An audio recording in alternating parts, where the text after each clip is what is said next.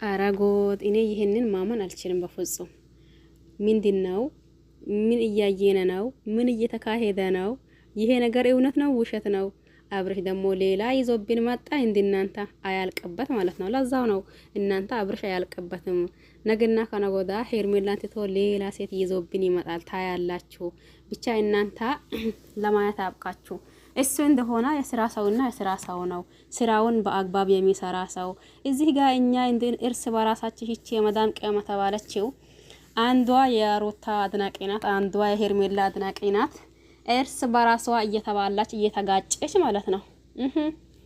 እርስ በራሷ እየተነጫጨችብን ስንቱን አየን፣ ስንቱን ሰማን ማለት ነው። ዛሬ ደግሞ ያቺም ሄርሜላም ቀራችና ይቺም ሩታም ቀራችና አዲስ ተዋን ይዞብን መጣ ማለት ነው። ምን ትላላችሁ? ይሄ ነገር እውነት ነው? አብርሽ ሄርሜላን ተዋት እንዴ? ወይስ ደሞስ ምን እየተካሄደ ነው? ለራሴ ስላልገባኝ ነው እናንተን የሚጠይቃችሁ። እኔስ መቼስ ከሄርሜላ ያለው ነገር ራሱ ትክክል ነው እውነት ነው ብዬ አላመንኩኝም መጀመሪያም ሲጀመርም ማለት ነው። ለምን አብርሽ የስራ ሰው ነው፣ ስራውን በአግባብ የሚሰራ ሰው ነው። ስለዚህ ተውትና ይስራበት፣ አትነጫጩ እናንተ ሲላችሁ ነበር። አሁን ደግሞ እንዳልኩትም አልቀራ አንድ ተዋን ይዞ መጣ ማለት ነው። ምን ተካሄደ?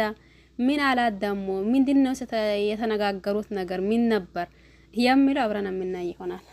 ለዚህ ቤት አዲስ ሆናችሁ ሰብስክራይብ ማድረግ አትርሱ። ነባሮች ደግሞ ላይክ ሼር አድርጉ። ሁላችሁንም አመሰግናለሁኝ ወዳችሁ ፈቅዳችሁ ስለምታበረታቱኝ ማለት ነው።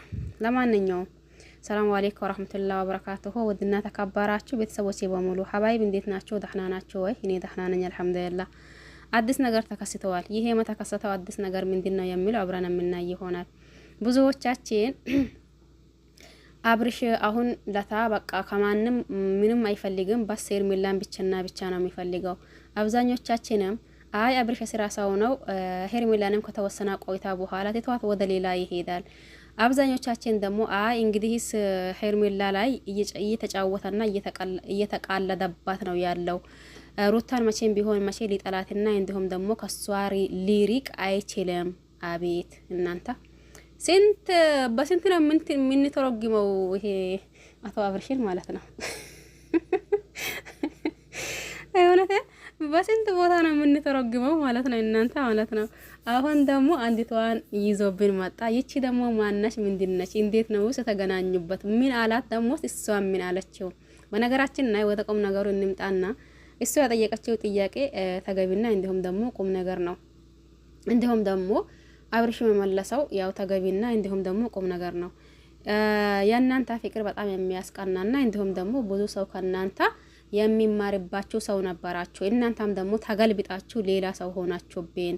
ደሞስ እንደናንተ እንደዛው አይነት ችግር ከተፈጠረ ለዛው ምን መፍትሄና እንዲሁም ደግሞ ምን ትላለህ ነው ያኔ። እሱም ያው ያኔ ተገቢ የሆነ መልስ መልሰዋል ብዬ ነው ማስበው።